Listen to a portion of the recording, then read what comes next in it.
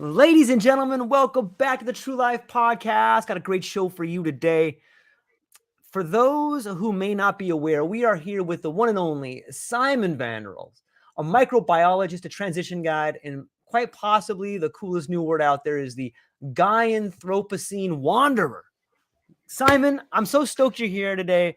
The posts you've been putting out lately have been really phenomenal. I really admire the way you think, and I think you got a unique idea of what's happening around us in the environment. And I'm excited to talk to you about it today. How's it going?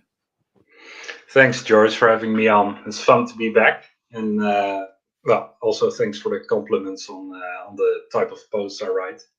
I'm also enjoying writing them and thinking about them, and I'm doing good today. It's a nice sunny day. Most of March has been quite rainy here in the Netherlands, and now that we're in April, it's beginning to get a little bit warmer and more spring. So it's nice to go out. Yeah, what is it about April? You have Chaucer's Canterbury Tales, you have T.S. Eliot, and now you got Simon Vanderels. What's going on over here in April? Nice. What? Let me ask you this. So we talk about April being spring, but some of your posts and some topics that you and I have been talking a little bit about is this idea of rewilding. Can you break that down? Like, what does it mean to you, and what would be a good definition for people to get their arms around? Very good question. So I recently used rewilding to talk about specifically the rewilding of the interior, so of the psyche of the mind. But rewilding is mostly used, I guess, in ecological terms and ecological maintenance or restoration of ecosystems. And I think I'm not an expert on this, but I think that the main premise of rewilding is to use or to let nature, let's say, do the work on restoring an ecosystem. So, for instance, allowing rivers to flow more freely, more naturally, so get rid of dams or human-made barriers. Reintroducing beavers, for instance, they also change the ecosystem a lot, and reintroduction of large predators, for instance, or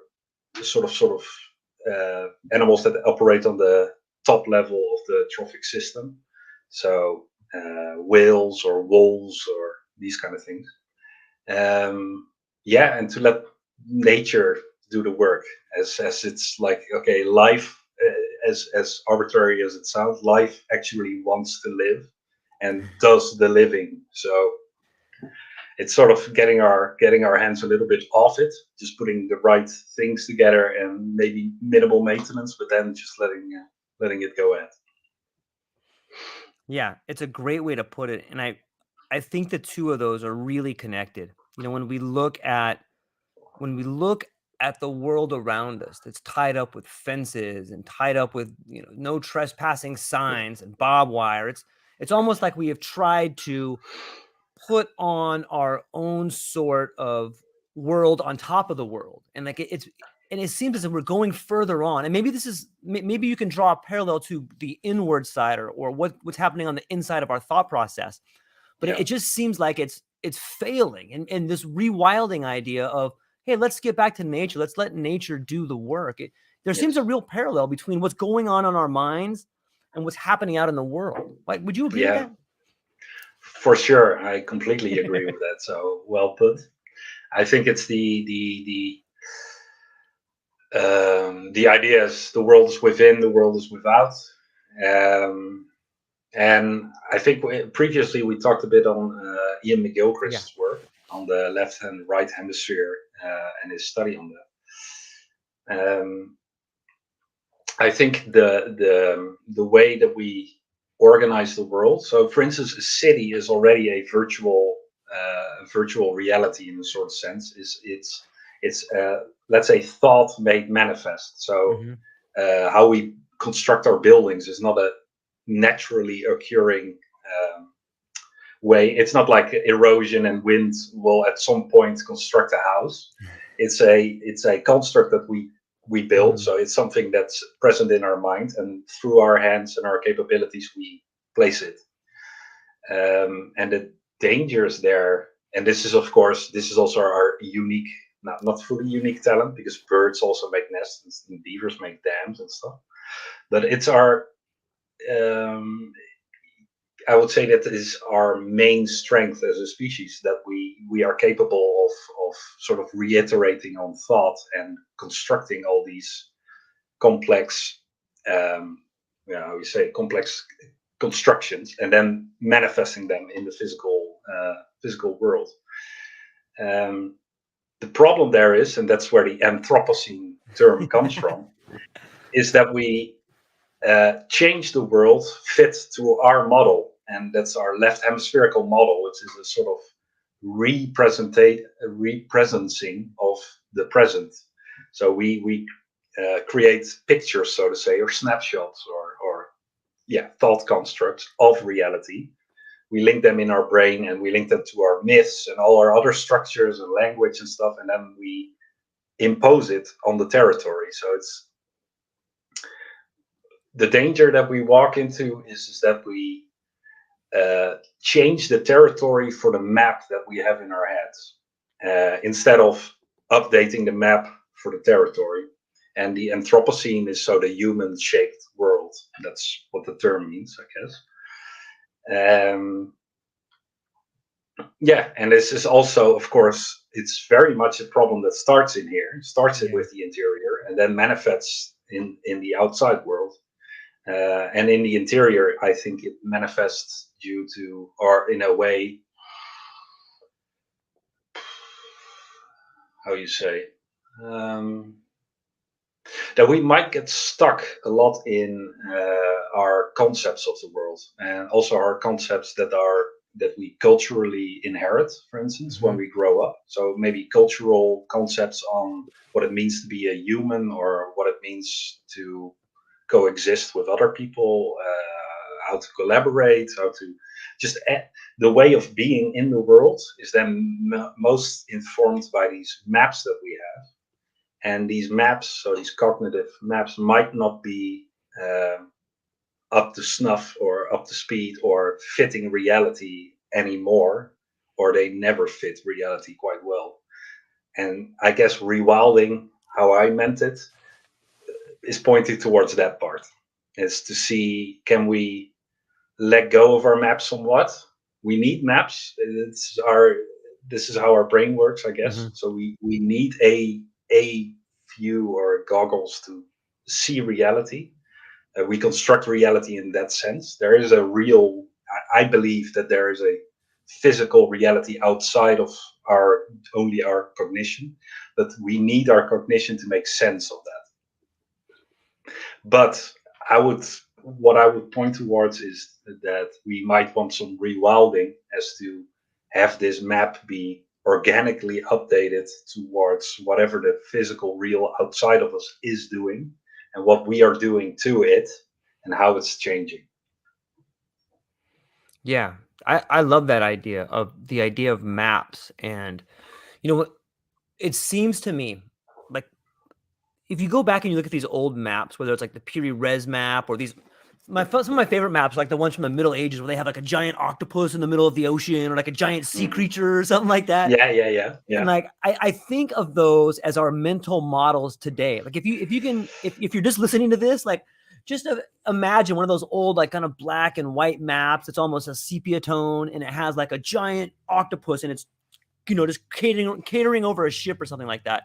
And that is a lot of what we're teaching at school. Like instructors today are giving people maps of old sea monsters that may or may not exist anymore. And there's other routes around that. And there's different things. There's different models. And while I agree that we definitely need models to move forward, I don't think we've updated a lot of those models in a long time. And it's really beginning to show in mental illness or mental wellness, in the economy, in the way we treat each other, and everywhere. It's all around us. Like we're just working off bad maps. Imagine if you had a bad map and you're trying to find your way down a trail. Well, you're not going to be able to get there because you don't have the right map. And that means you have to do some investigating. And I think it's a very rich environment we find ourselves in, because there is time to explore. There's time to recreate models, to take an old map, dust it off, and maybe create a new trail on there. And that's a lot like neuroplasticity when we start thinking about it like that. Yeah, right? For sure. Yeah. I like that. Yeah. I think I think McGilchrist uses this analogy, or this uses a metaphor to explain the difference between the two hemispheres. And of course, his books are massive, as you know. Yeah. So for the listeners, just read the books and don't take my word on it. But he says that let's say you're a boat captain, or you're a captain on a boat, and you have to navigate a reef. And you have two ways of doing it. You can do it by looking out from behind the steering wheel and trying to navigate that way, or you can use a map that was previously made of the reef.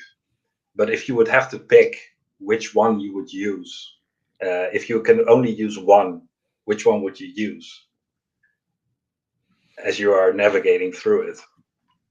And for me, the answer is obvious. But I don't know. It depends on who owned the boat, but I would probably just look over the steering wheel.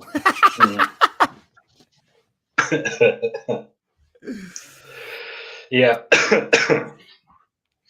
Now, but I like the analogy that you make also with the here be dragons and octopuses and stuff.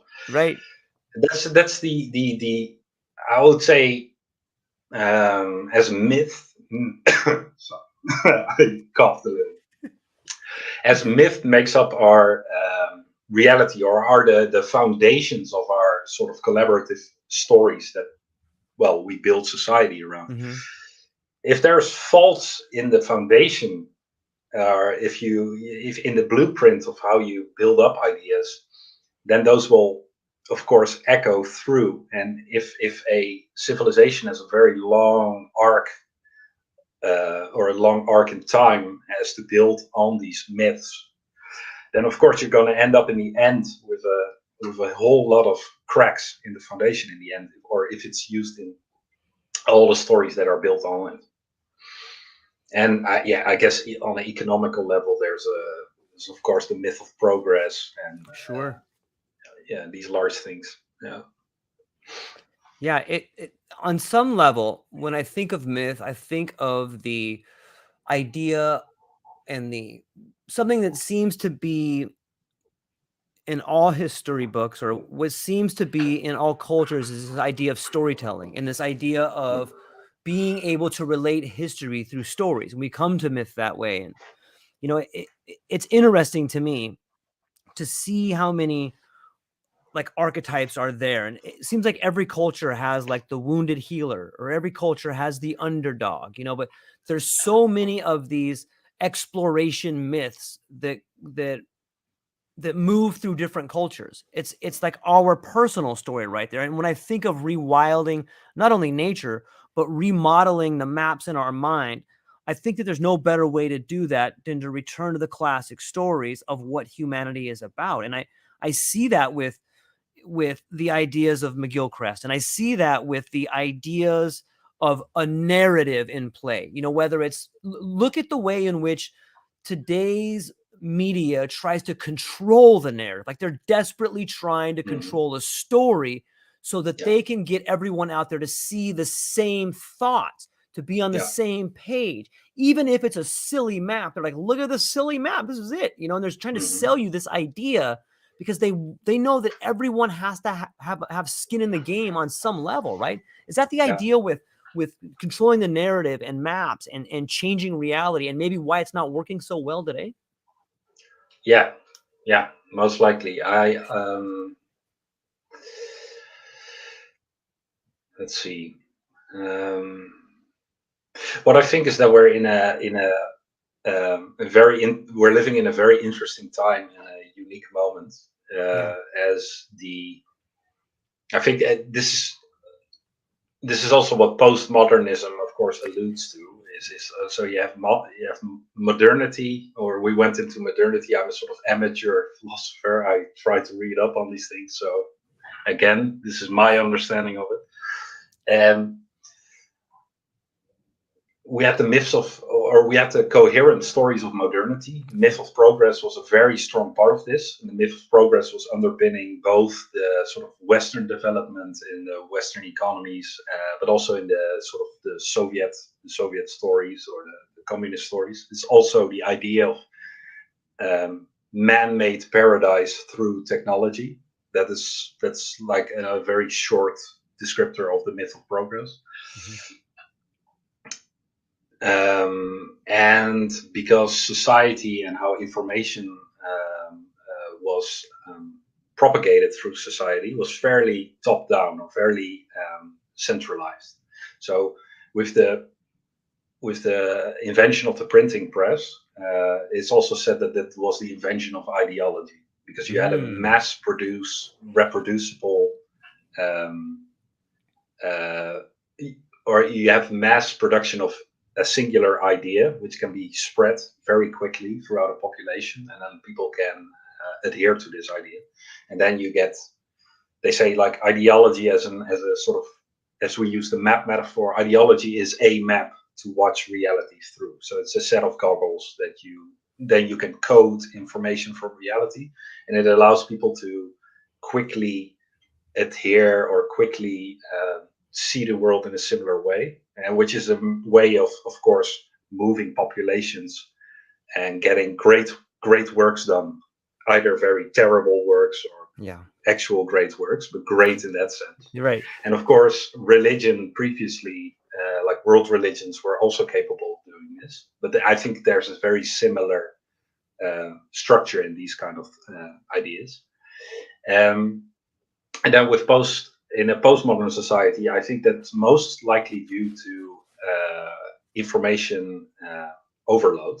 So with the TV, radio, mostly TV, I guess, as a natural sort of follow-up on radio, telegrams. And now with the internet, of course, the amount of information that is slung about our information ecosystem is like, it's so overpopulated. There's never been this dense before. Also the speed of it. And the idea of postmodernism, as I understand it, is that you can have a society where you can sit on a bus with 15 different people, and they have 15 different sets of glasses on for maps of seeing reality. Because there are let's say the information channels that we have allow this kind of propagation of mini ideologies, let's say, or big ideologies, depending on how much mass they acquire, how many people carry them around. And what is now happening to our central structures as the big ideological stories are failing, so the nation state or monarchy, or even now economical ideologies, such as capitalism, right, as a sort of main idea of like capitalism is going to deliver.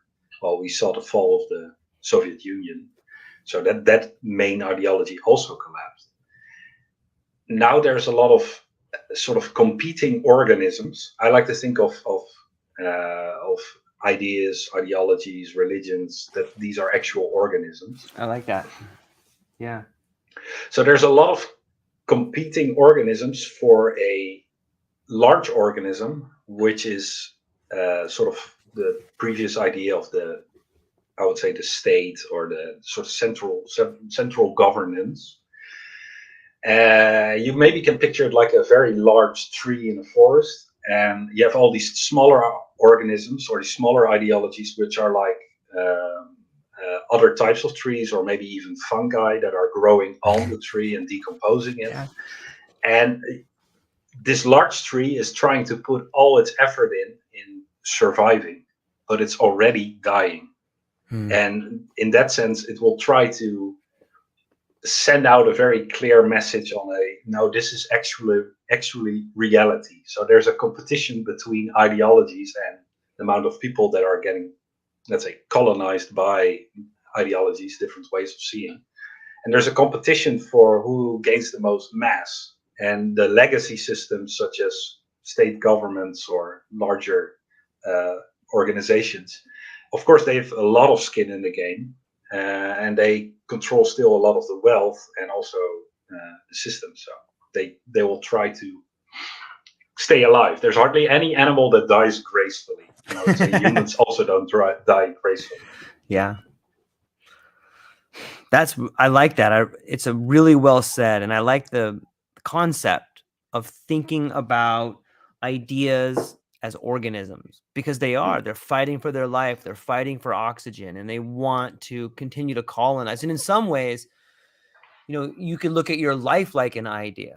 Like, what is the idea of your life? What are your goals? What is it that you're accomplishing? And it's an interesting concept to think about, because Yeah. it gives you a way to see yourself as the observer instead of just being a subject or an object. And there's like a small moment of clarity one can find in between decision and action. You know what I mean by that? Like there's a moment there where you have this weird influence where you can either go this way or go that way, or you have a split moment to think about things.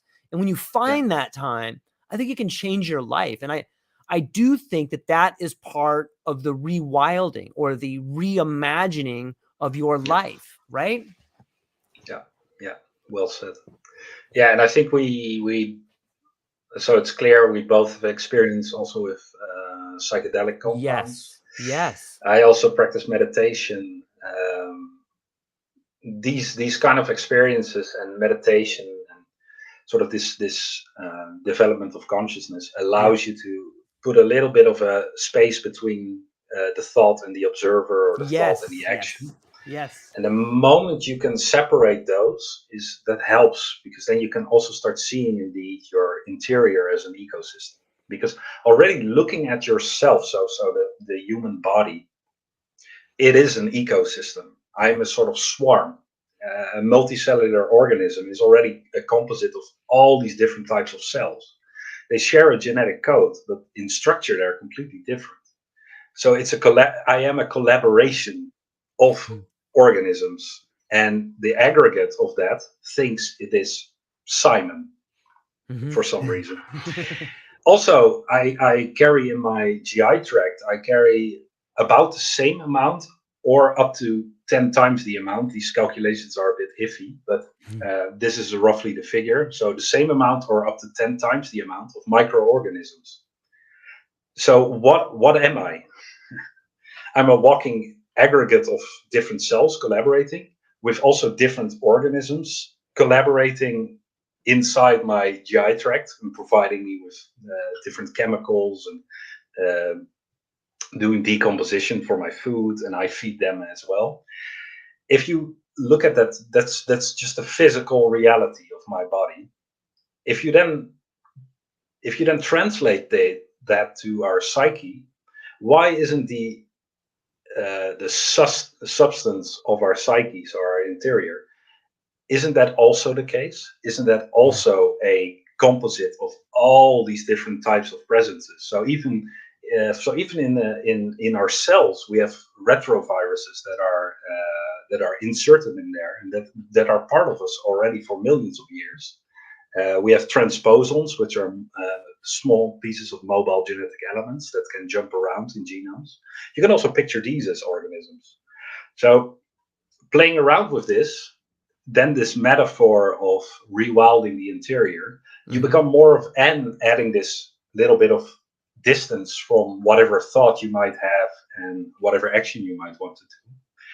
If you can then start observing them more, you become more of a sort of gardener or a wildlife documentarist or something.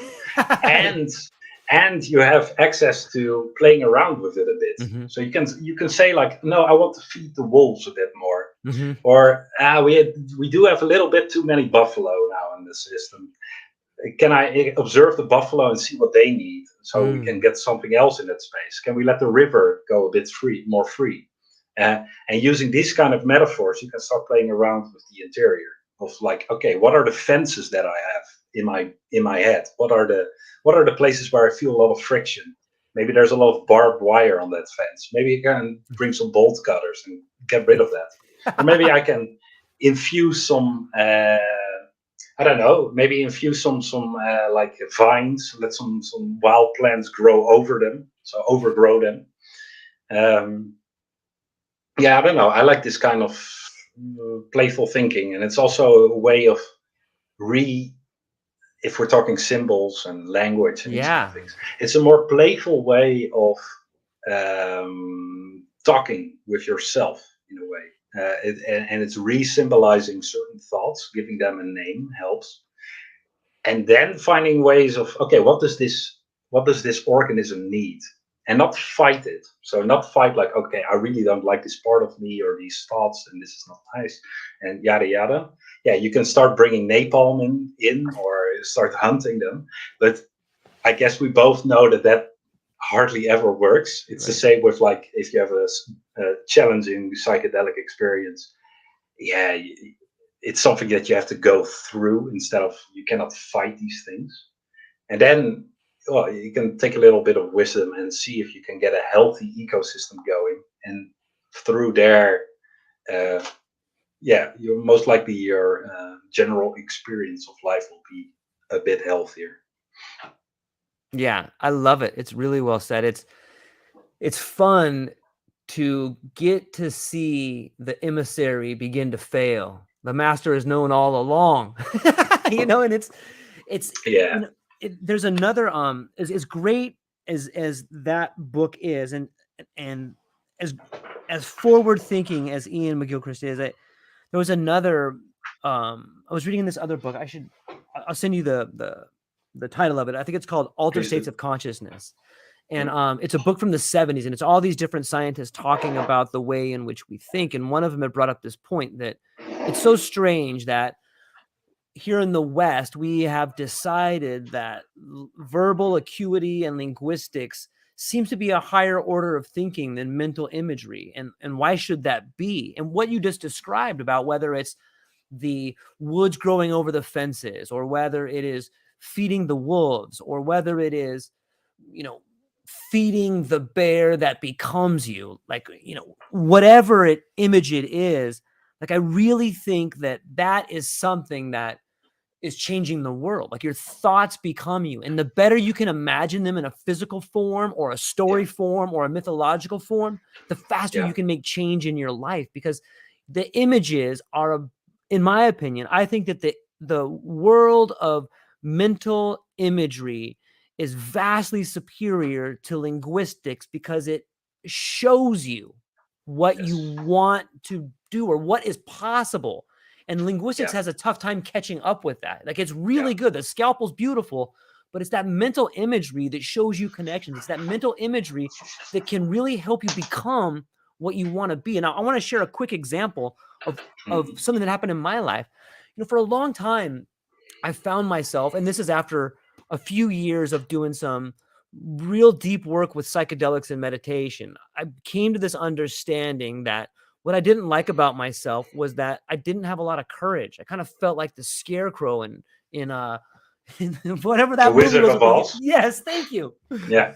And so, I wore this exterior shell, like I was mean sometimes, or I would do these things. But the more that I began to think about courage, the more I began to think about how to do it, the more I started acting out, the more I started seeing myself as someone, oh, if I want to be someone that has courage, then I should try to show people, other people how to have courage. Instead of pointing out that they don't have courage, that's an opportunity for me to show someone that they can have courage. And it becomes with that mental imagery, whether it's the scarecrow, or whether it's putting up a shield, whatever it is. It's a way in which in your life you can begin to do these things if you have the right imagery combined with the linguistics. I know that was kind of out there, but what's your take on the No, no, verbal no, no, fluency? no. What do you think? No, I like it. I like it. Thank you. And what immediately popped to mind where you went into that analogy, a big part of my process in coming to these things, or coming more to myself, or this ecology of self, I like it. is distrusting, of putting less trust in voiced thought. So whenever the mind is babbling, so it's using actual words and actual sentences, it's most likely the left hemisphere talking to you. And the left hemisphere is the map maker, is the one that puts up the fences. Very useful, but have it talk on itself is hard. Usually it doesn't bring anything useful for me if it's just babbling. And I kind of have the feeling that this goes for, or this is might be a universal, that if you start babbling to yourself, usually it doesn't go anywhere useful. And I remember that David Bohm, in one of his books on nature of reality and on thought, he made like a very simple diagram in which he said, like, on the one part you have the physical world, so it's non-thought, so anything that's not yet captured by thought, and then you have thought, and what we're doing is an active buffering between the two. So we're constantly filtering our percepts into concepts and basing our actions on it. And what he says that if you're too much in the internal monologue, then you have the chance that instead of non-thought being transcribed as thought, you have thought being transcribed as thought. So there's the brain might see thought for non-thought, and if you have an error somewhere in your thought, the brain just passes over it and incorporates it for the next one, and for the next one, and for the next one. So you get all these chains of associations which might have a error in them. So I would notice this at a certain point. So I was in the process of sort of moving out of depression, for instance, and it took me a while. And I just started paying more attention to these kind of things. And then at a certain point, I figured out, like, look, I've been stuck in a loop for like 2 days. I'm not going to pay that much attention anymore to this, whatever is going on here, because it's not giving me anything. And what I had to think about, what you just mentioned, is, again, with the analogy of are you the boat captain looking with his eyes, or you have the map that's made. Either you, and it's not a either or, it's and, but if we have to put it in an either or, this way of linguistics, so Homo sapiens only arrived about estimate 300,000 years ago. Modern language is probably even younger than that. This other way of seeing, or of cognition of the interior, is billions of years old. So which tool would you trust more? And we put, what you just mentioned, we put a lot of trust on this other one. I think, therefore I am. And our construction of all these large analytical or analytic constructs and all these things.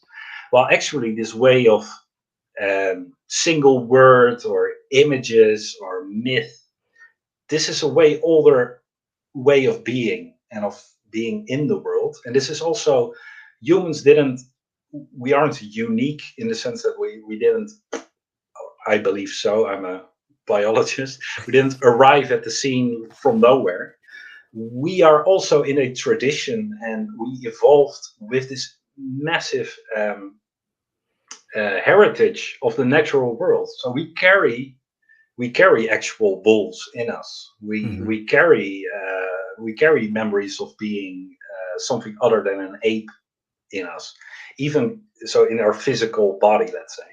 And if we go into more holistic sort of collective consciousness kind of models, then I truly believe that we are connected to the sort of interior of Gaia, of the sort of the world soul.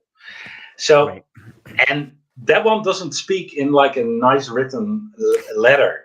That one speaks in images and in deep feelings and gut feel. And, well, as with psychedelic experiences or deep, long meditation, you can, or dreaming even, you can get all these super evocative and more real than real experiences, which we hardly ever get if we use the analogy, if we're in the village, if we're in the conscious mind, if we're not out there in the wilds, if we're not rewilding.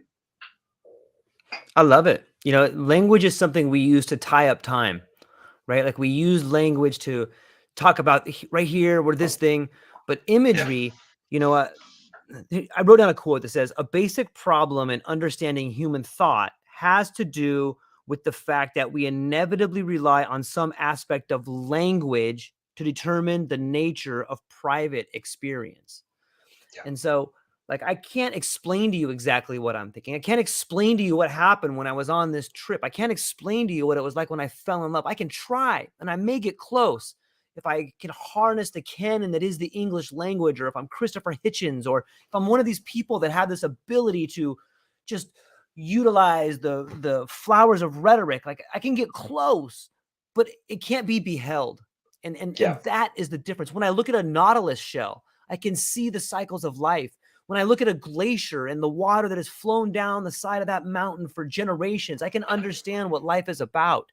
And I think it's, it's this Eastern tradition of the answers to life are everywhere around you if you can just take a moment to look at them. And I think more of us are moving back into that tradition. Maybe that's because we've found the narrative failing, or maybe that's because some of us look at these old myths. And when I think of old myths, Simon, or different types of stories, and now this is interpretation, but I look at this Tower of Babel, and you see this giant tower being made, and then it just destructing. It's almost like this is the idea of language. Like, yeah, you can build a lot, but it's going to fail at the end because it won't reach the heights of what is possible. You can build it high, but at some point in time, the bottom starts being unable to understand what these people up here are saying. And that's the same thing that's happening in our world right now. You have all these people that are the elites, or the model builders, or the map makers, and they're saying, like, look, you just got to go out there and you make a right over there, but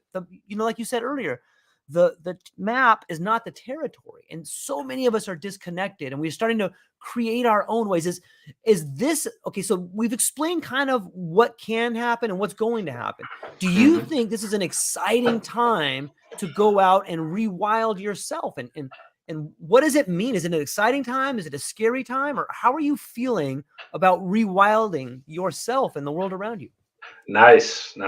It's a scary, exciting time. I love it. I think that's what I would call it. It's the same if we use the psychedelics analogy.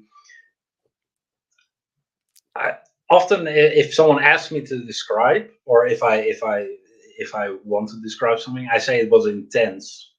And because intense just described, it's both right. It's both scary and it's also beautiful, but it's intense.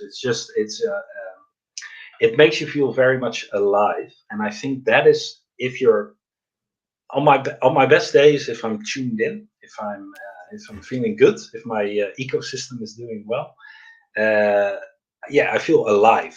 So it's very intense. It's an intense time, and also incredibly motivating time, because there's never been in recent history more cracks showing in the foundation of this old building, of this old map.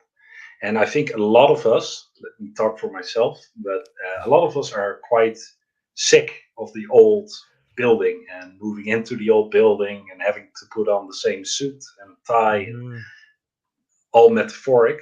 But that makes it very exciting. And also this rewilding, for me, it is rewilding is done via the connection to, I would say, the divine. And what the divine means for you might be something else that it means for me. But I think when we start using that type of language, I think most of us that have some sort of connection to things larger than just themselves know more or less what we're talking about. And there's a big sense of comfort in that, because then you're not stuck here with only your map of trying to make sense of things or trying to make meaning of things. There's also a relief, because once you can let this, again, I'm speaking for myself, but I'm using the you as a sort of general term. And once you get that relationship going, in the sense that you can start listening better and listening to these symbols and to dreams and these deeper experiences, and also incorporate them into daily life, you start expending way less energy. because if I'm only operating from, this is how I felt. If I was only operating from the structures that I have in my head on how I have to operate things now I must do this and then I must do that. If I'm more in contact with this, it's flowing. It's more like, okay, I'm just dancing along. I use the map to make a planning for the day, so I arrive on the scene where I have to be, or have the sort of things I have to do. But apart from that, I'm not planning anything. It's just we'll see what pops up. And if you're let's say playing around with this, then you have a lot more fun. You have a wilder ecosystem to play around with, and they also teach you a lot of things that you would normally not think about, or that you would not learn if you were just stuck with the let's say the normal curriculum. Yeah, I agree. It's almost like the tools are all around you and have been, but your whole life you've been conditioned not to see them. You've been conditioned to not build with them. And Yeah, it's scary though, right? Like it's difficult, and maybe this is why they call it a process. And maybe this is why psychedelics help in that process, is that it's difficult to veer off the path. It's yeah, difficult to go and do this thing that you believe in, or that maybe you have an image of, or something that you think you've been shown, or something is speaking to you. It's difficult to follow that voice, that sign, or that symbol, because you are afraid, and fear seems to be this thing that keeps people in this world of scarcity. Fear yeah, seems to be a tool of the analytical side of the mind. It's this yeah, it's this giant thing that pushes you in a direction to not be true to yourself, I think. And you've mm, I wanted to kind of segue, as we're talking about um the self, and we're talking about the journey, and we're talking about rewilding. You had given a really beautiful analogy about the forest and the village in one of your posts, about the folk tales and myths and secrets and dangers and stuff like that. Can you maybe flesh that out a little bit? Do you remember that in your post about like yeah. what the forest is and what the village is? Yeah. This is highly inspired. My thinking is highly inspired by the mythologist Dr. Martin Shaw. So I can Yeah. really recommend checking up on him. He's also a very eloquent speaker. Well, he's a mythologist. He tells stories, so of course he is. But a great figure. And I really got into his work. And also, I've been reading fiction since I was Yeah. able to read. So I'm continuously reading fiction. So I really enjoy stories. So what I put down in my post is um, the explanation, or the symbolism in a lot of old folk tales. In a lot of old folk tales, the forest is the unconscious, is also the underworld, for instance, and the village or the castle is the conscious mind. And so it's really a split between the man-made world and the wild world, so to say. So the conscious and the unconscious. And in these stories, you often have heroes, or if there's a typical hero's journey, they have a call of the wild. So they have to go prepare themselves and go into the forest and go through a typical hero's journey, fight monsters, find treasure, go through trials, survive, um, find love sometimes. And then they return to the village, but they've grown, or they've learned things. And that's very much the image of traveling through to the unconscious, opening up, and the unconscious is also dangerous. If you heard about, for instance, what I really like is the stories on Nietzsche and Carl Jung. I haven't read that much Yes. about them or from them. My to read list is too big, but I love the story that I think Jung. I heard this somewhere that Jung was very much impressed by Nietzsche. He called him the first psychoanalytic, um, or psycho. I don't know what the word was, but and then he said that Jung got or Nietzsche got, um, as his powers grew, as his madness grew, he Mhm. went deeper and deeper into the unconscious. And at a certain point, he could not resurface anymore. He could not resurface sane to the conscious mind. And so he got blown away by it or he got lost in the unconscious labyrinth. Hmm. And Jung also, Jung said, I think, that what saved him was that he had a family and that he was very much anchored to the conscious mind or to the village. So he always had a tether that would call him back to, he wouldn't range too long in the forest. He Yeah. would always go back, even though I think Jung's Red Book was a collection of his memoirs written when he was in a psychosis, I believe, or for a long period of time. He Right. was mad, and so there are dangers in the forest, and it's not for everyone. But if we pave over the forest with our village, uh, well, we depend actually on the forest, I guess, to it, most likely it's you have all these numbers like, okay, the conscious mind is 4% and the unconscious is like 96% or whatever. I do have this image of like a tiny village in a massive forest. We don't even know how big it is, and we are in danger when we lose that sense, that when we start thinking, no, the village is the only thing. When we build Right. high enough walls that we block out the forest, then we start treating the forest as externalities, for instance. Then we get into issues like climate change and Yeah. biodiversity collapse and all these kind of things, because we get so stuck in our village that we build. And it's also with I had to think about this when we were talking about it. The thing with these old maps and these stories, they language works if it's referring to. I don't know if I'm saying that correctly. If it mostly refers to itself in a sense. So you Mm. need axioms. There need to be at some point there needs to be put down a boundary, let's say, or a an axiom saying like this we state as a truth, and from Right. this we can build our stories.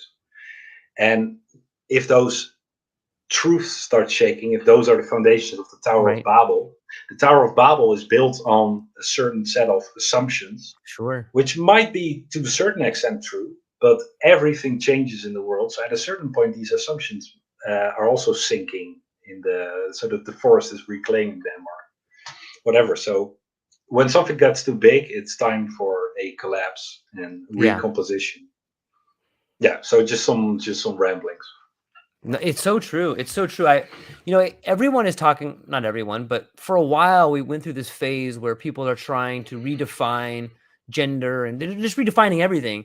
And Mhm. it's such a in some ways it's like the greatest thing in the world, and in some ways it's the most disastrous because like if we can just redefine words, like why don't we redefine what overtime is? Why don't we redefine what a lawyer is? Why don't we redefine what money is? Like and on some level, the smallest win for redefining words opens the door for redefining everything.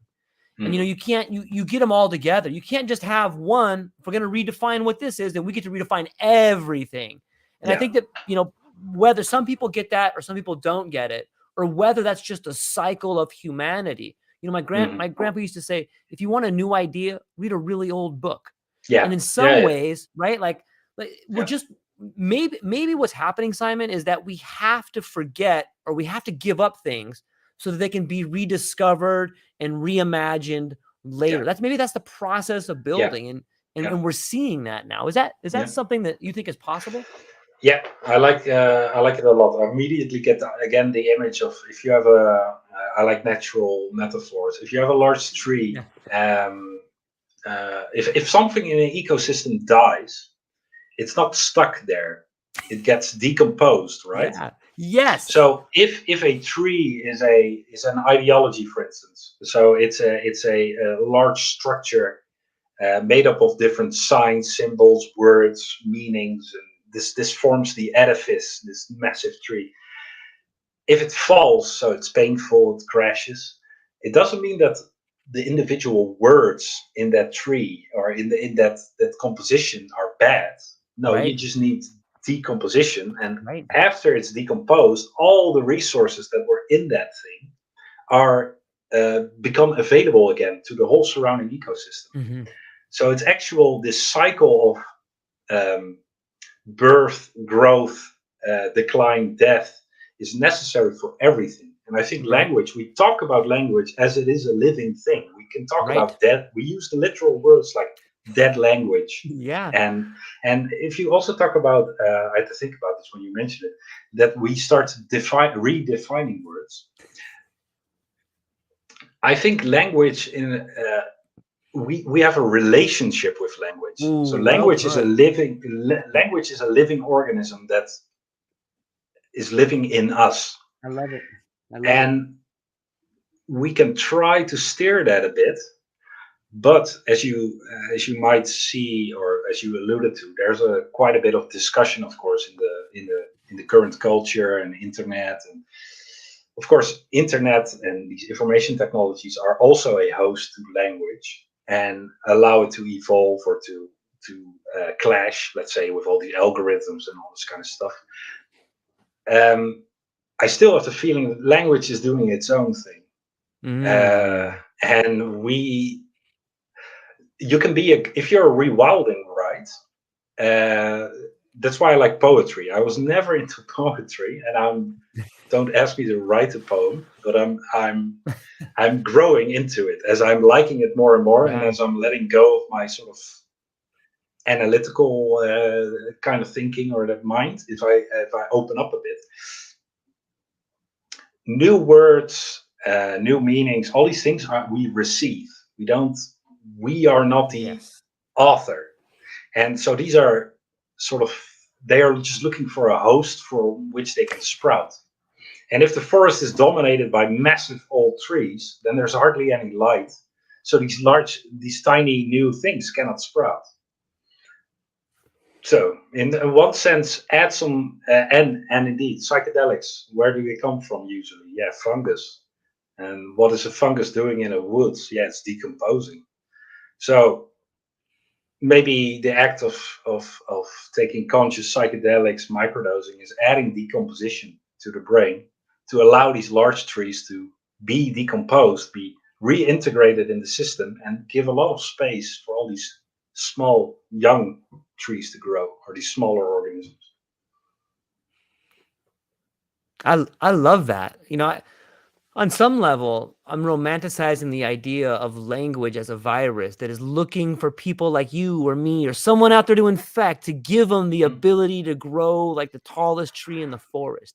And if you just think about language as a virus, imagine this organism, this living organism that's desperately looking for a host that wants to, grow inside of you. It's almost like an alien, or a virus is a good Yeah, way to look at it. yeah, But yeah. like, let me try to tie this to myth. So a lot of us grew up hearing different myths, regardless of what culture we're in. So Mm. imagine you as an individual who you're going through your day and you come upon this mythology, or you revisit a story when you're telling your kid, but you're reinvigorated. You've caught in the virus of language that is mythology, and it begins to rise up in you. At that point in time, maybe it's that language that inspired you to stop being the villager that goes every day to the well and start becoming the hero that falls in love on the journey.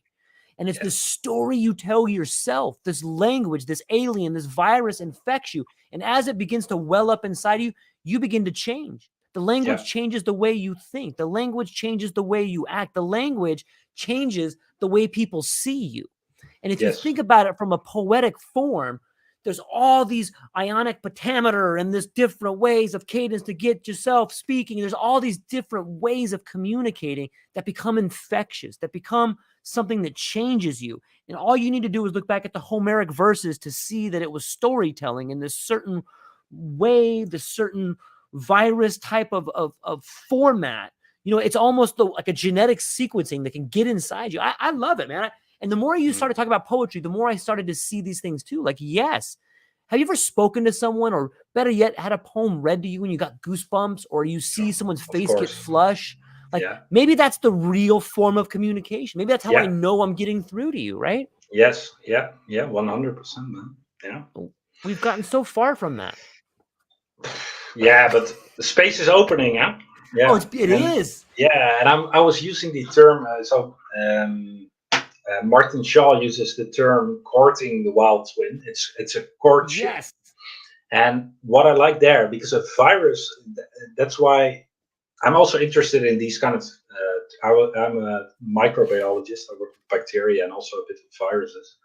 Problem with viruses is that usually in a cultural context, viruses have very negative connotation. Mm, Even though there are also like retroviruses that incorporate themselves into DNA and might change the levels of transcription of certain genes, so they might be even beneficial to the right. organism itself.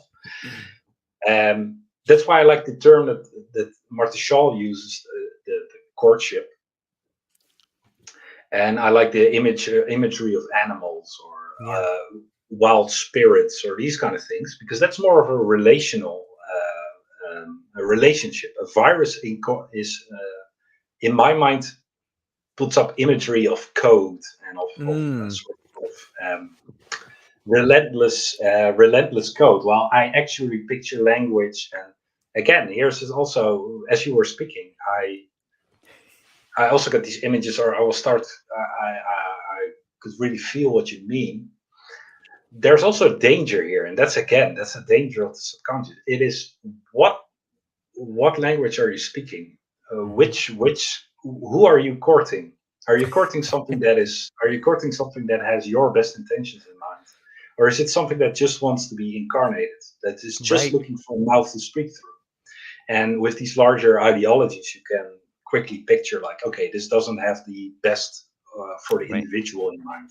It is definitely uh, um, a mass speaking animal. Let's say it's something that seeks to colonize a lot of humans. While if you have this quiet relationship with, I don't know, picture it like a single raven that you feed every morning, and that at a certain point will start talking to you. Mhm. If that is your muse or that is the myth or something, that's different. That's a very different, and especially if it's telling you very nice things in the sense of it's helping you. And I was recently on a plant ceremony, and a man who had a plant medicine ceremony, and a man who had a series of like a very intensive ayahuasca retreats in Peru. He went there and he was like there for 2 months or something. So he was still very much in that space. He was talking to me about it on how he was taught there about how to interact this courtship, and specifically in this setting, of course, because in this state you're wide open and you might interact with sort of more exotic species or whatever you're courting. And then he would say that the training that they would get is whenever something appears to you and starts speaking to you in that space, you first have to ask them, are you medicine? Yes or no. And Hmm. if they say no, then you say, no, thank you. Even if they look very nice, even if they have interesting things to say, so that is a code that sort of their shamanic tradition uses. I like that point because Yeah. then it's not. I like to reiterate, it's not all fun and games. Yeah. And what I dislike about the secret or sort of this new agey stuff sometimes is it's very much like you. The stressing is on you can manifest blah blah. Hmm. While I feel like if you start, okay, maybe this is a bit esoteric, but I feel like if you, who is the you? That's already a question. Who is the you that is wanting something?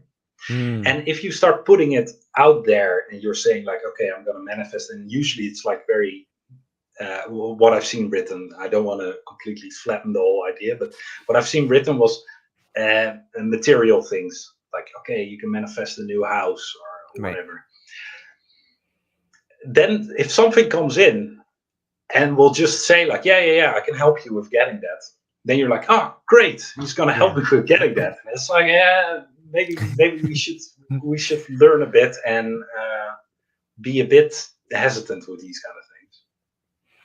That's really well said. And I think it speaks volumes of what happens to us a lot, but it is in those heightened states of awareness, be it a ritual, a ceremony, a psychedelic experience. I think that both of us have shared some of those experiences, and we've been accustomed to that environment. And I can tell you, in that heightened state of awareness, in that environment, I think you're allowed to try on ideas. You're allowed to invite things to work through you. And some of those things you invite in should scare the living bejesus out of you. Like, I've had ideas like, I would make so much money if I did that. And then I'm like, oh, but you know what the consequences would be? Oh my God, get out of here. Thanks, but no thanks. But it's that initial enticing idea of like, oh yeah. And I like the way you said, I can help you with that. Oh, did you want that? I can get you that, but it's like, how are you going to get me that? And is that really what I want? But I think that there's something to be said about trying those ideas on. And maybe this gets back to what you said about not everyone is meant to walk in the wild. Not everyone should be out in that area, because some people can try on ideas and go, no, it's not for me. Where other people try on ideas and they're like, oh, this is going to give me that one thing that I want. And then you get into the idea of these things working through you or manifesting through you for their own nature instead of for the good of nature, right? Yeah, exactly. I fully agree. And here I also again like the analogies analogy of the human GI tract, because we have bacteria in there and they can have different types of relationships with us. So they can be commensal, they can be mutualistic, so they can be they can really be beneficial to us. They can be benign. They can also be parasitical. They can also be pathogenic. And if you picture it like that, like our brain is like a GI tract, but for thought, and we feed thought with, well, I don't know, our energy or electric impulses or glucose. So we become a host for thought. Then it's very good to picture it sort of like, okay, let's say let's use the metaphoric language. Let's say you're out in the woods and you were prepared. So you got your camping gear, you're set out to be there for a bit, and you want to court new ideas. Yeah, you make your campfire and you go sit on a spot, and then maybe different thoughts will come by and different entities who are entertaining these thoughts. And you're still in the wild, so that you didn't bring them back to the village yet. Yeah. So you have some time you can converse with them. And also, depending on how crafty you are or how trained you are, I would say I'm beginner level, I would say. But depending on how good your discernment is and sort of your mental focus, you can have a conversation, and then entertain the thought. But the integration part, that's then you can really think about, okay, what did I invite in? And I think what this man also stressed, how they teach it in that tradition where he went, is it can only take hold if you invite it in. And that's also like a classical folktale story, right? So a vampire can only come in if you allow it in, if you invite it in. So it's also with these kind of ideas. So it's do you invite this foreign species in, and are you going to start feeding it as well? And so, yeah, I like this.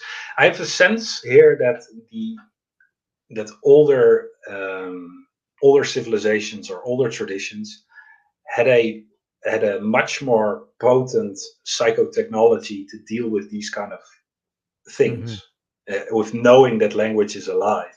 And we, having had our bender on scientific rationalism or materialism, we kind of have to now sort of reconnect to this different way of seeing it.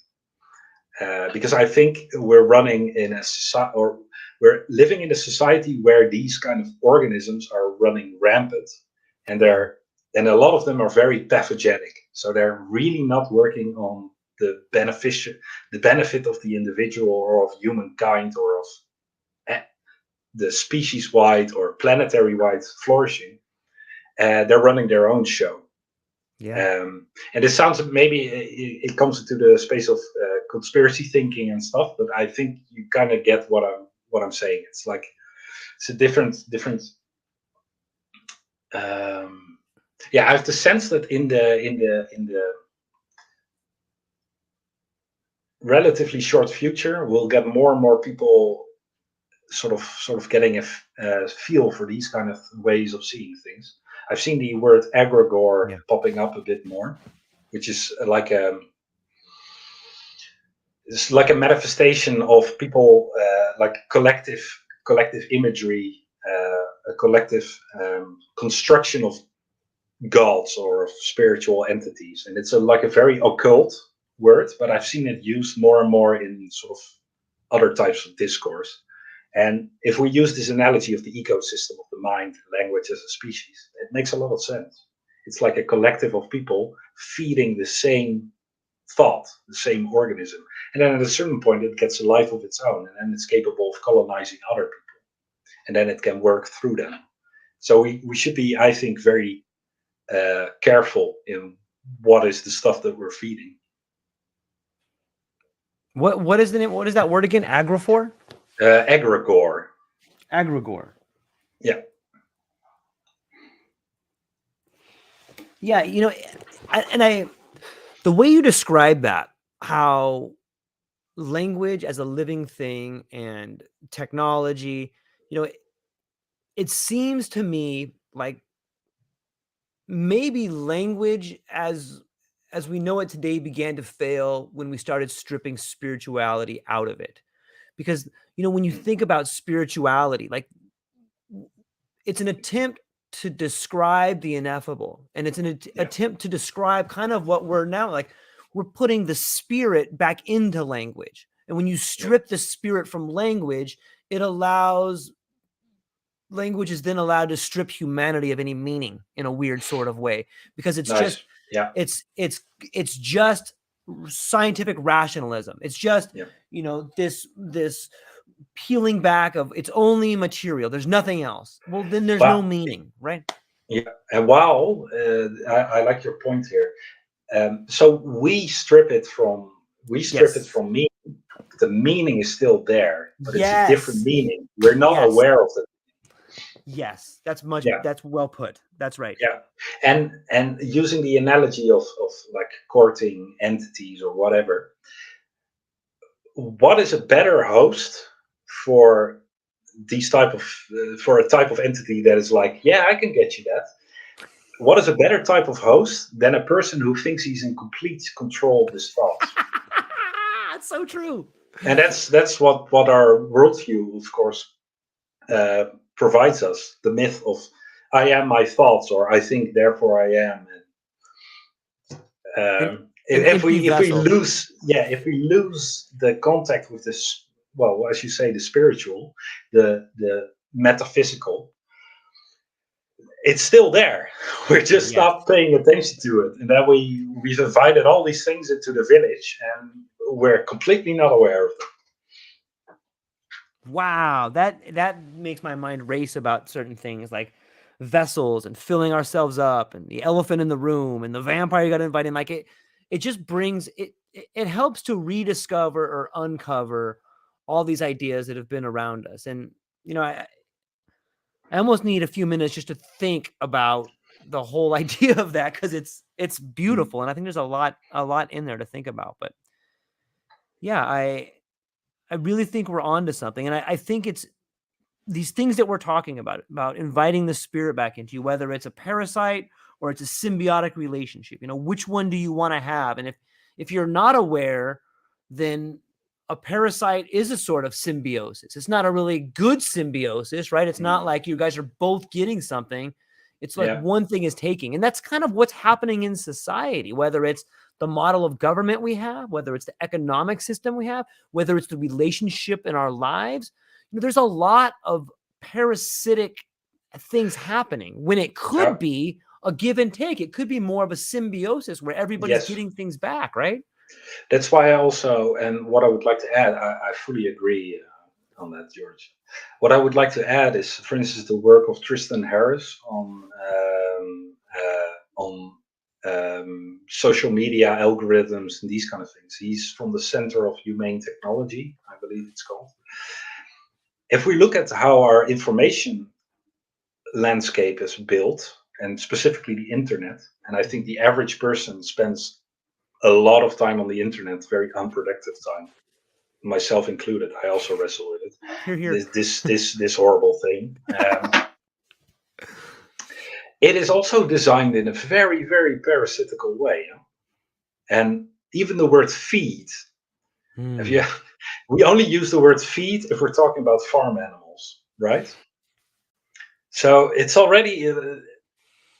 It's very useful to think about what are the words that we're using, and how is this thing designed, and what is speaking through us, and what's speaking to us.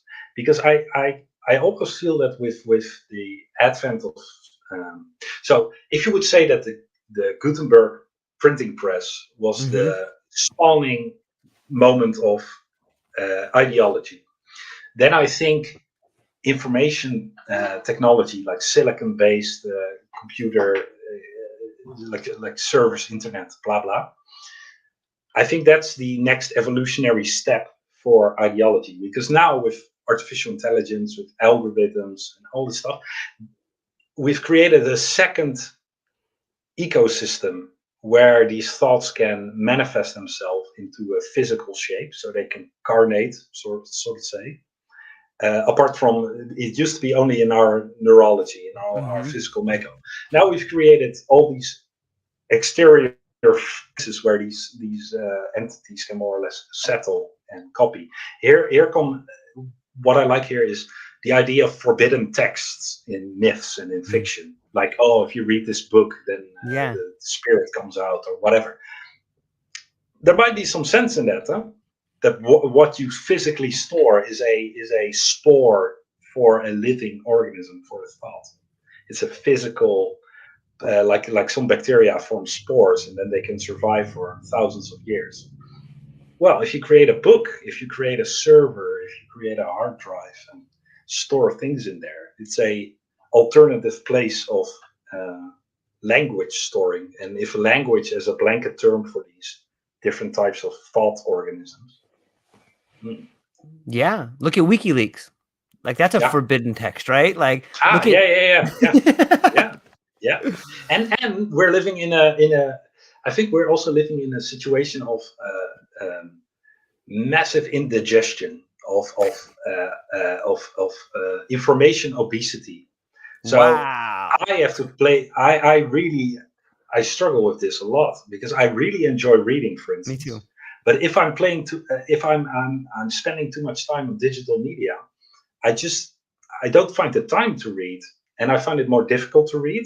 So, and then it takes me like a half an hour to really settle down, or longer. So every now and then I try to build in like these like a short retreat, and then they have no internet for 7 days or something, just to see what happens to how does this all quiet down and stuff. Just to notice like what effect is this having to me. And it's so difficult. I find it super difficult to because there's also a lot of joy coming from interacting on the internet, also having fun conversations, reading interesting things. But I have to really start finding the time to also sit with things, to digest them, instead of gorging on more and more information. Yeah, I get it 100%. Like, I love books and I love reading and I love stories. And I recently had a podcast with a good friend of mine, Dr. David Solomon, who our podcast was "My Library is My Lab," and he was speaking about this new college that's happening in Vermont and how the library there was going to be purely digital. And he was telling me about like, oh, look at what's happening here. And on some level, like, I get it. Like, these books are a way of communicating stories from the past, and they hold so much information. But on some level, and this is like the dark side of me, is like I understand why they would burn the Alexander or the library. I understand book burning. I understand Yeah, burning down. Let's get rid of all this knowledge. It's garbage. yeah, It's all someone yeah, else's stuff. You know, yeah, and it's hard for me to say that because I have such a fondness for books and I have such a fondness for stories. But on some level, you know, on some level, what is all of that stuff? It's just another story. And might it be better if we started, you know, are you really getting, you're not, just because you burn all the books doesn't mean you're getting rid of the information, especially if we can agree that information is revealed to you. You know, yeah, might that be what is necessary, or yeah, might that be what it takes for a new start, is to get rid of all these old fences? It's a weird thing to yeah, think about, right? Because I don't want to be a heretic or yeah. you know, sacrilegious, but I get it. I also get it, and there is also the question like who burned the Library of Yeah. Alexandria? Was it a Yes. competing thought structure that was like, okay, all these thoughts that might colonize suitable minds that I want to colonize, Yes. let's get rid of them. And that's Right. ideological warfare. It's Yes. actually conflict between these thought organisms that use. It's like um, a collection of ants is way more than a collection of ants. It's a superorganism, right? Yeah. And Yes. so a collection of humans is way more than just individual humans together. And so these larger intelligences, which are these ideologies, these are the ones competing, I think. And these are the Mm. ones that want to burn books because the physical transcription of it disappears. It doesn't mean that the idea is gone. Right. Most likely the idea is still somewhere in the collective unconscious or Sure. It never whatever goes away. field ideas come from, but it does determine the trajectory. But here I like to think again with a sort of ecological mindset. Usually, the biodiversity is a strength. So, usually, having a very diverse ecosystem is a very robust ecosystem. Hmm. And that's why I would say that book burnings in general, while I understand it, Right. it's most likely not a very viable strategy if robustness is a thing that we want to move towards. And I very much want to move towards robustness. Yeah. Yeah. Yeah. I would agree. It's, I love the idea of looking at us as a superorganism. I think it was Christopher Ryan's book. I forgot what it was called, but he gave the example of a grasshopper. And a grasshopper is a Ah, grasshopper until it and the becomes a locust. locust, right? At a Yeah. certain point, it hits critical mass, and then its form actually changes, and the Yes. mindset changes. And if you Yeah. just hold on to that idea, you can think about a crowd or a riot or a group of people or a nation or Yeah. whatever conglomerate you want to. At some point in time, we change the same way the grasshopper changes. Our Yes. ideology shifts and we become this force of nature that is almost unstoppable, right? It's fascinating. And then we're right back at the answers. The answers are all around us. I'm sorry, go ahead. Yeah. And we're already operating on a superorganismal level. Eh? We're in a global civilization that is Yeah. operating as a sort of amoeba that is always looking for growth. So the entire global ecosystem is economic system is built on growth, Right. and the whole macroeconomic system as a entity, let's say, is just focused on looking for more oil, for instance, which is the lifeblood of the Right. of the, of the system. For this, I would really recommend checking the work of Nate Higgins, podcaster, and he talks.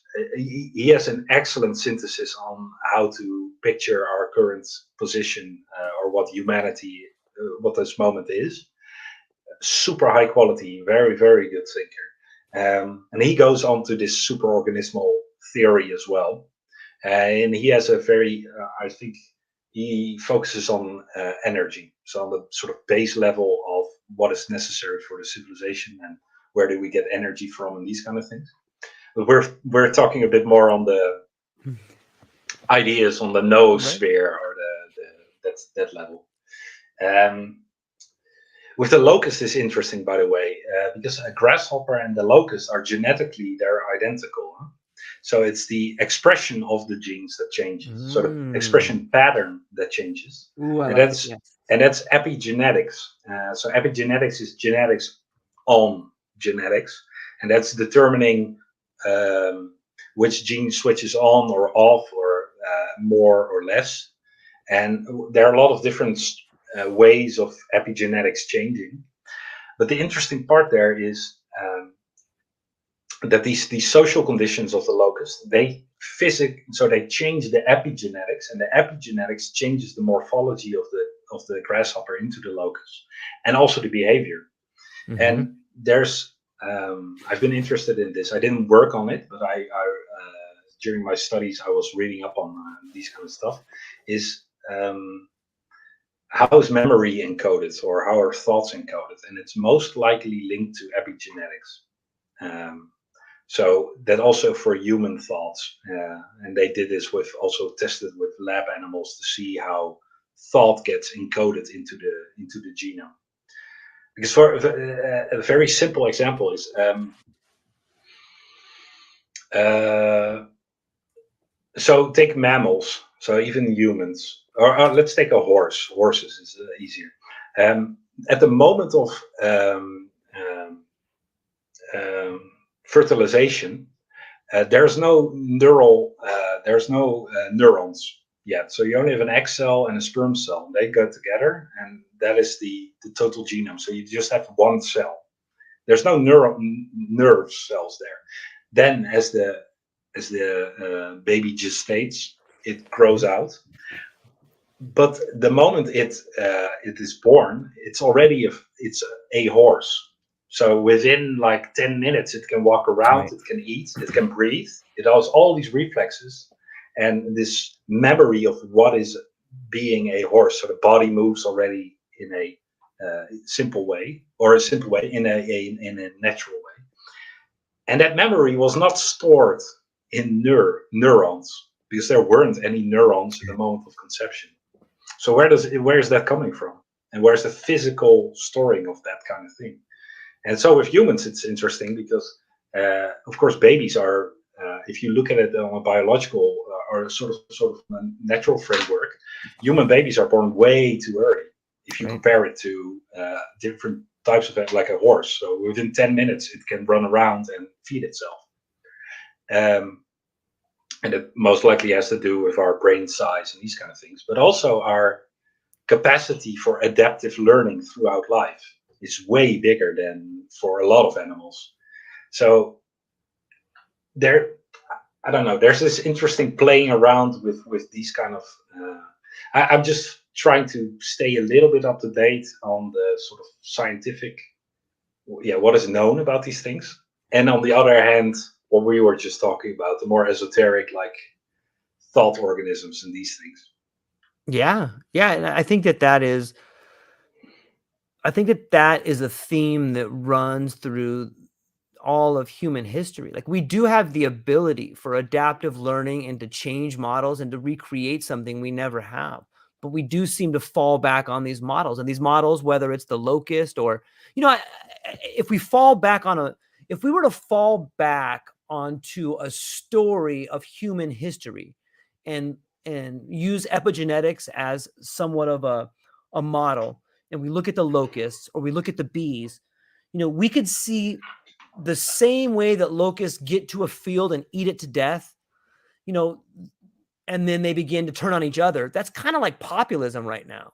And like, what Mm. happens? Like, you could make the case that, hey, this leader led us into this field and now there's nothing left to eat. So then they just all turn on the queen and eat the queen. And the history's rife with the queen Yes. being beheaded, or the leaders being beheaded, Yeah. or, Yeah. part of the hive being segmented and then going their own ways. And if we look at Yeah. that as a model, like, that's totally plausible. And then there's the other side of it. We're like, okay, well, we're at this weird moment where we could do something different, but will we do something different? Yes. That it's interesting to Yeah. think about.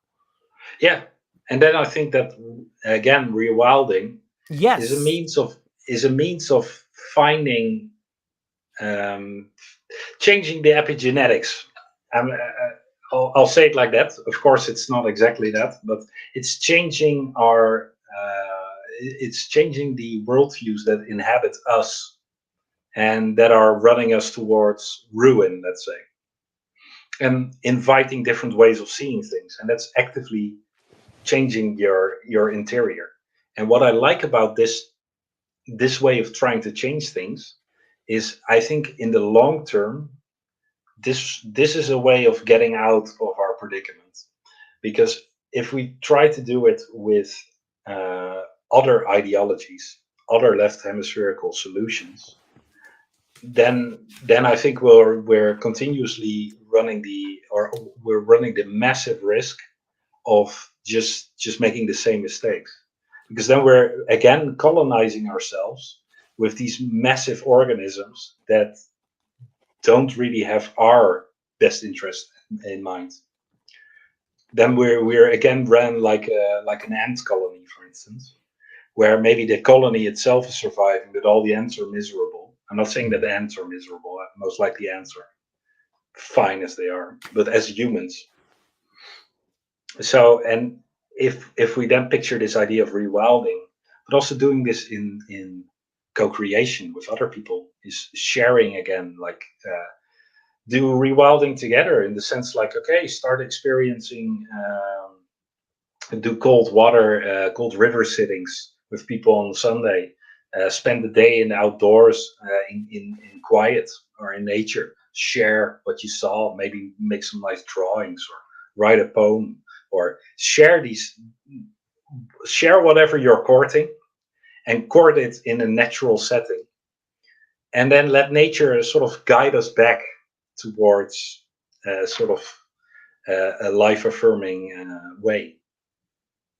Because if we try to do it the other way, with this ideological way, I think then it's not us speaking, it's an ideology speaking.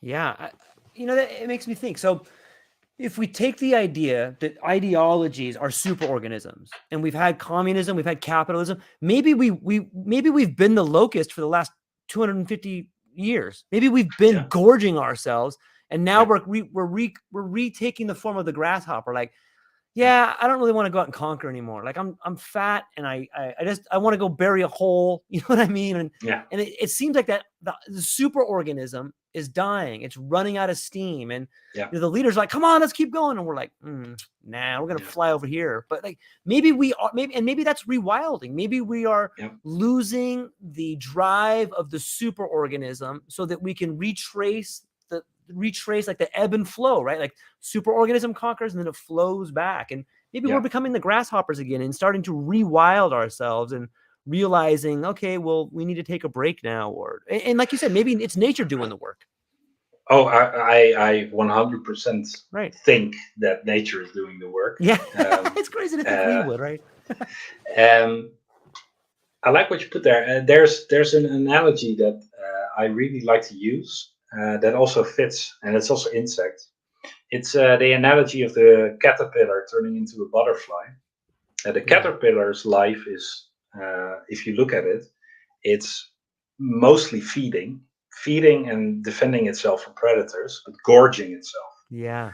To acquire nutrients, mass, and at a certain moment in time, if a caterpillar would continuously do that, it would just eat itself to death and kill its environment. So there's a cue at some point where the caterpillar, most likely from inside, hears this is enough, and gets triggered to crawl up a plant under a leaf and then spin itself into a cocoon. Imagine a creature that is focused on gorging itself, just only eating and competing and trying to keeping away from predators. So it's fear-based, most likely.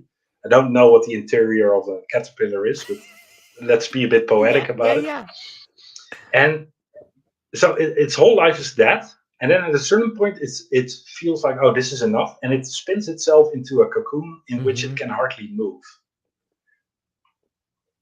Then it actively starts to dissolve itself.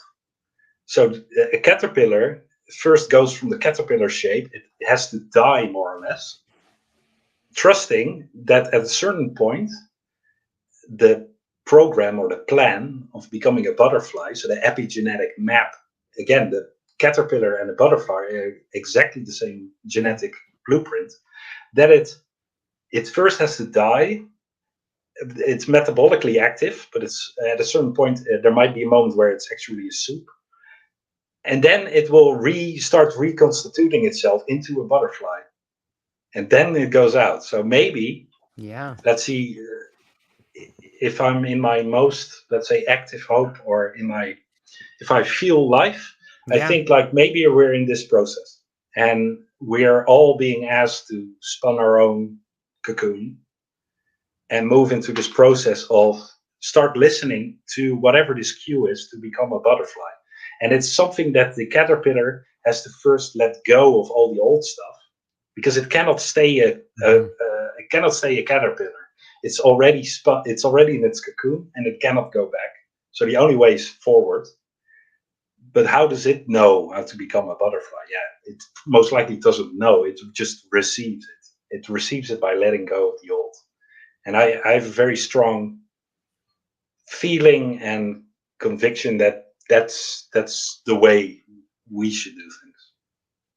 Yeah, I love it. I see the transition of form as something that is definitely happening, no matter how you look at it, whether it's generational terms and you have this wide swath of baby boomers who are essentially us, just you know, if you subscribe to, if you can say to yourself, you don't come into this world, you come out of it, then you can see the older generation on a generational scale. And like, there's such a large number of people that are going to be over the age of 60, and like they're dying. So why wouldn't the world be in turmoil? If a large part of the planet is dying, wouldn't we all feel that? Whether, no matter how old you are or how young you are, you see part of you dying. Like it's painful.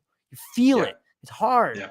But you can also, especially people that maybe our age, and maybe each generation goes through this, but we're like this weird bridge where we see this big swath of us dying, but then you and I are looking over and seeing this new birth, this new form. And maybe that's why the community that we tend to find ourselves in, Simon, are so, some people may say, irrationally optimistic about what's coming. It's like we see the new growth. We are the ones creating the new stories, the new myth making, or reintroducing the myths to the next torchbearers in a weird sort of way. It's a beautiful thing. And I love the idea of the transformation and the caterpillar and the butterfly and the changing of form. And, even that changes the way you experience time. A new form experiences time in a different way the old form would. If you could fly versus trying to crawl on 1,000 little feet, it's interesting to think about. Simon, I cannot tell you how much I love this conversation. And I would keep talking to you. I got a hard out coming up here, but I think you and I could probably do 3 hours.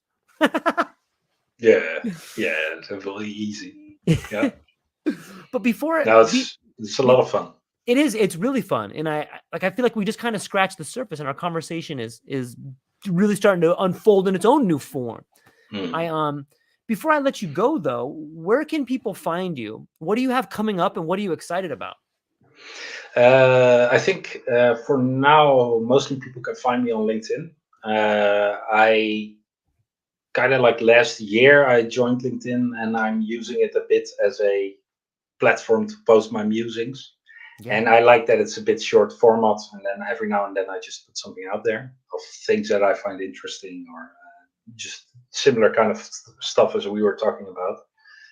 I'm working on a website, but that's also a place for me to maybe also bundle a bit of the information that I want to put out there, but also ways of contacting me. But I think the best way is via LinkedIn. And I guess I'm working on a lot of different things, and it's mostly with other people in the sense of conversation. I feel, again, I have this sense that things are working through me and through us. Yes. And so I don't want to build a fence around it. Right. I'm just, of course, at a certain point it will take shape, and then if I feel a clear go ahead, I will build a fence. What I have coming up is my PhD defense, which will be in September this year, so I managed to finally finish. So that's what I'm happy with. Congratulations. That's super Thanks. awesome. Yeah, thanks. So you just have to get up. Are you just waiting to publish it, or like what is the next Yeah, it's like a bit of a bureaucratic set of uh-huh. steps. So Yeah. the book is done, and it has to go to a committee, and the committee will have to read it. Then I'll have a public defense, which is also a bit of ceremonial. So there's 4 professors that read it. They will ask me some critical questions. I have to defend my thesis, and then I'm officially sort of I have my doctorate. And then there's also the published book, but all the writing is done. So. Oh, that's so I can't wait to read it myself. I hope that when the time is right, you'll let me read it, because maybe you can come back on when it publishes and stuff like that. And Sure. It will be. It's very jargony. Yeah. these that's all type right. of. It's molecular biology, so it's highly specialized. So it's only for the. I would say it's esoteric knowledge, but if you take joy out of reading it, sure. Okay. I would. And I think that I speak for a lot of people when I say that I hope that you begin publishing more. I'm sure time is a factor for you, but I really enjoy, as you can see, the elevated numbers of people that are constantly moving to your post. Like, you have a really great way of synthesizing a lot of material and making it digestible for people, and also interweaving the different ideas of different authors. I love the way in which you describe whatever this is happening, Simon, working through us, working through you. I really enjoy it, and I know exactly what you mean, and I'm thrilled to be a part of it. I'm thrilled to be in this conversation with you. I'm thrilled to be in this Thank you so community of much. all of us like-minded people. So with that, I will put your link in the show notes, and I will look forward to talking to you on the other channels that we have together and this one. And if anything ever comes up, feel free to reach out, and we'll do this more often, because this is a lot of fun. Thank you so much, George. And feeling is likewise. It's a very fruitful conversation, and again, dialogue is also a living thing. Yeah. So by going back and forth, there's different entities talking to each other. And if it's fruitful and creative, then we go places. So I think we went somewhere. So very nice. I agree, man. It was fun. So, ladies and gentlemen, thank you so much for spending time with us. I hope you enjoyed this conversation as much as we did. And that's all we got for today, ladies and gentlemen. Aloha. All right. Let's do